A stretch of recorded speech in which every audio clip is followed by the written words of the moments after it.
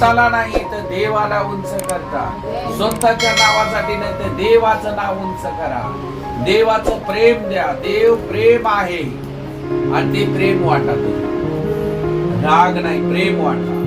म्हणून देव म्हणले दिवा लावून मापाखाली ठेवायचा नाही, तर कुठं ठेवला पाहिजे? दिवठणीवर ठेवला पाहिजे, तर समोरच्याला रास्ता दिसणार. जर प्रभूचं वचन तुमच्यापर्यंत आलेलं आहे, तो प्रकाश तुमच्यापर्यंत आलेला आहे, तर इतरांपर्यंत उजेड दाखवा. ते प्रेम तुमच्यामध्ये येऊ द्या.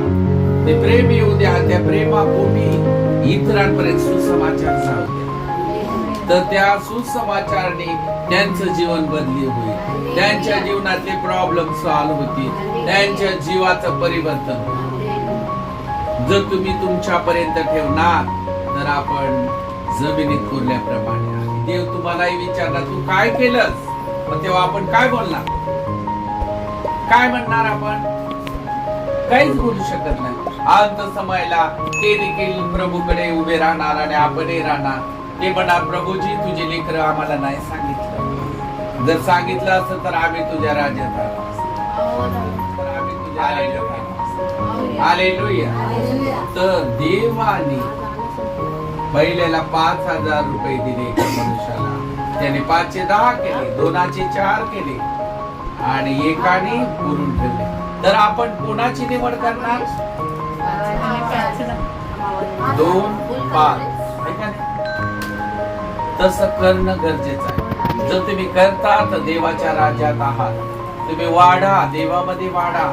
इतरांना सांगा. कोणी दुःखात आहे तिथे जा, त्या ठिकाणी सुसमाचार सांगा. विश्वास तुमच्या विश्वासाने तो भरा. त्यांसाठी प्रार्थना करा, इतरांसाठी करा. परमेश्वर तुम्हामध्ये आहे. परमेश्वर आपल्या सर्वांमध्ये आपल्या हृदयात आहे आणि तो सुसमाचार इतरांपर्यंत सांगणं जरुरी आहे.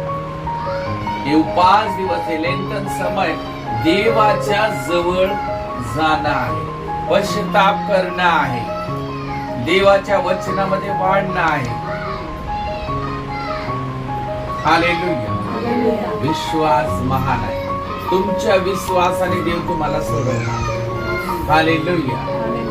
तुमच्या विश्वासाने सोडणार. तुमच्या विश्वासाने काम होणार. फक्त आपलं काम आहे देवाचं राज्य इतरांपर्यंत पोहोचता करणं. हालेलुया. देवाचं वचन तुमच्यापर्यंत आलंय ते झाकून ठेवण्यासाठी नाही. ते खोला, ते वाचा आणि इतरांपर्यंत सांगा. जर तुम्हाला वाचायला येत नाही, 2 शब्दाची प्रार्थना करू शकता, गाणे म्हणू शकता. याद्वारे आपण देवाचा महिमा करू. वचनच वाचल्याने नाही तर स्तुती केल्याने देवाचा महिमा. आता इथे बसलेले प्रत्येक बहिणी आहेत, शिकलेल्या नाही आहे. तुम्ही मला प्रश्न मांडणार पाळण साहेब तुम्ही आम्हाला बायबल वाचायला येत नाही. आम्ही शाळा शिकली. ऐकू शकता, पाहू शकता आणि म्हणू शकता. हालेलुया. तर आपण गाणे म्हणू शकतो आणि गाण्याद्वारे देवाचं महिमा करतो.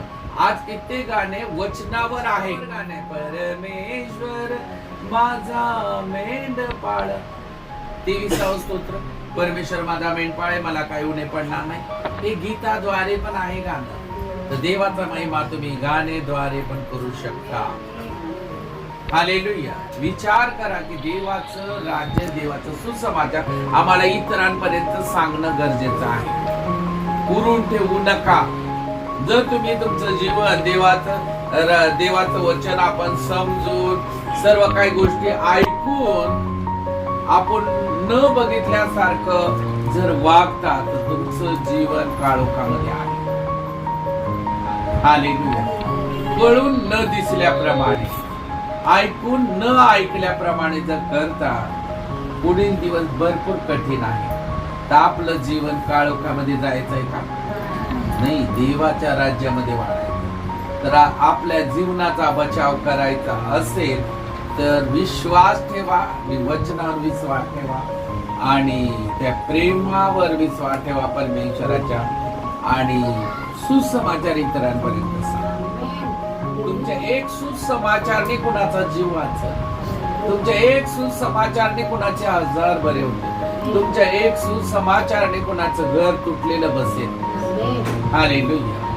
तुमच्या एक सुसमाचारने कोणची बाई एकदम तुटली असेल तर तिचं घर बसलं जाईल. हालेलुया. देवाचं प्रेम वाटा, देवाच्या प्रेम सांगा. हे सर्व हालेलुया, हालेलुया. प्रभूच्या नावाने मी धन्यवाद.